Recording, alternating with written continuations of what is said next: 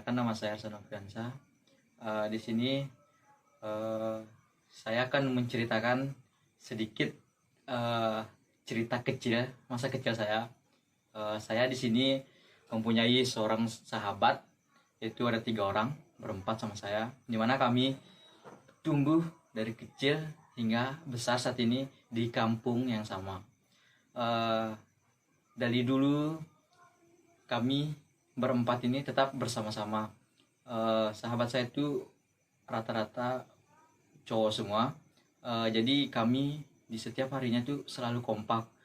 Setiap ada kegiatan atau ada acara desa, kami selalu berpartisipasi di situ. Ya, kami seorang sahabat berempat ini menjalani masa-masa sulit, bahagia maupun sedih. Di situ tidak akan merubah persahabatan kami sehingga kami bisa bersahabat sampai saat ini. Cerita unik lainnya, kami berempat itu di kampung saya sendiri, anak-anak mudanya itu cuma terbatas. Tempat spesialnya ketika kita tumbuh berempat sama-sama, di situ kita saling berbagi cerita. Tidak ada lagi anak-anak yang lebih besar ataupun lebih kecil daripada kami berempat. Jadi berbagi pengalaman, cerita apapun itu, kami berempat tetap selalu akan menceritakan hal-hal yang baru maupun hal-hal yang kecil ketika kami sedang.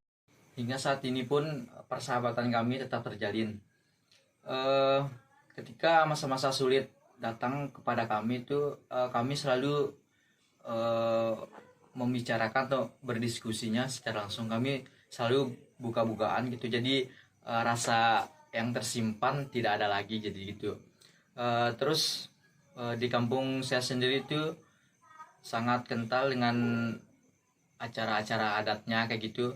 Jadi kami di situ tetap menjadi tokoh untuk membantu salah satu kegiatan yang ada di kampung kami itu. Kami selalu pergi ke setiap salah satu rumah teman kami, contoh yang ada acara, kami di situ selalu membantu mereka maupun dari keluarganya, dari segi tenaga maupun dari hal yang lainnya. Terus hingga saat ini kami dibesarkan melalui lingkungan yang sederhana. Satu kisah yang saya ingat dari teman-teman saya, ketika kami mengikuti sebuah pertandingan lomba, di mana kami sangat antusias untuk mengikuti lomba tersebut, walaupun kami sangat optimis bakalan tidak menjuarai lomba tersebut, tapi dengan beberapa dukung orang kampung, sehingga kami mengikuti lomba tersebut. Menjelang perlombaan tersebut, kami merasa gugup karena baru pertama itu kami mengikuti lomba. Terus kami mengikuti lomba tersebut dengan keyakinan dan kemampuan yang ada. Selang berjalan lomba, tidak ada gol dicetak satupun, diakhiri dengan adu penalti. Nah, ini tempat serunya. Ketika adu penalti dipilih 3 orang untuk menendang. Nah, di situ salah satu teman saya yang menendang tidak bisa mencetak gol. Dengan tidak bisa mencetak golnya dia, tim kami jadi kalah.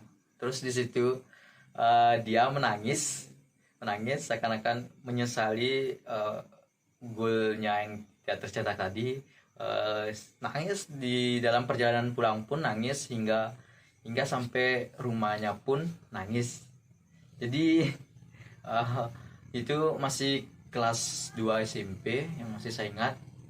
Jadi kami dengan nekatnya mengikuti lomba tersebut, sehingga kami tidak menjuarai lomba dan teman saya nangis saat itu.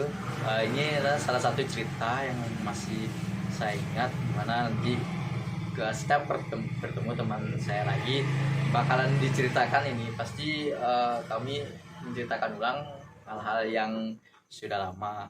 Itu salah satu bentuk untuk mengingat lagi gimana sih perjalanan pertemanan kami. Salah satu kejadian seru lainnya ketika teman saya mengajak mengambil kelapa di kebunnya. Di situ kami berempat langsung mengiyakan dengan tanpa ada perasaan tidak enak. Kami langsung pergi ke tempat pengambilan kelapa tersebut. Ketika kita dalam perjalanan, kita memastikan dulu sebenarnya.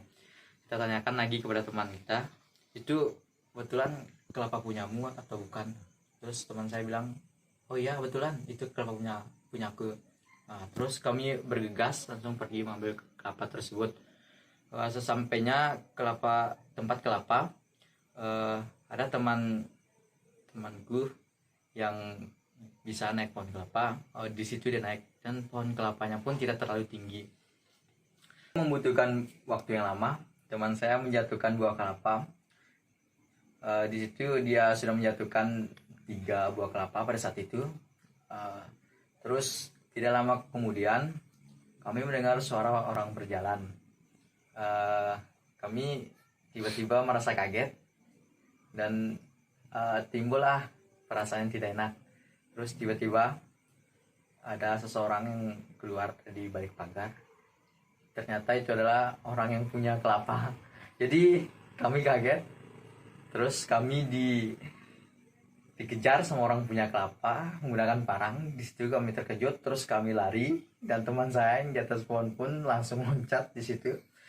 Di mana kami dikejar dengan parangnya. Kami yang masih anak kecil waktu itu terus lari terburu-buru, sehingga ada pagar yang terbuat dari kawat pun kami terobos. Tidak lama kemudian kami lolos dari kejaran bapak itu. Terus kami melihat semua badan kami habis luka, habis terkena duri tersebut. Terus kami memarahi teman kami kenapa dia mengajak kami mengambil buah kelapa di kebunnya orang. Dan penjelasan kisah pertemanan saya. Wabillahi taufiq wal hidayah. Wassalamualaikum warahmatullahi wabarakatuh.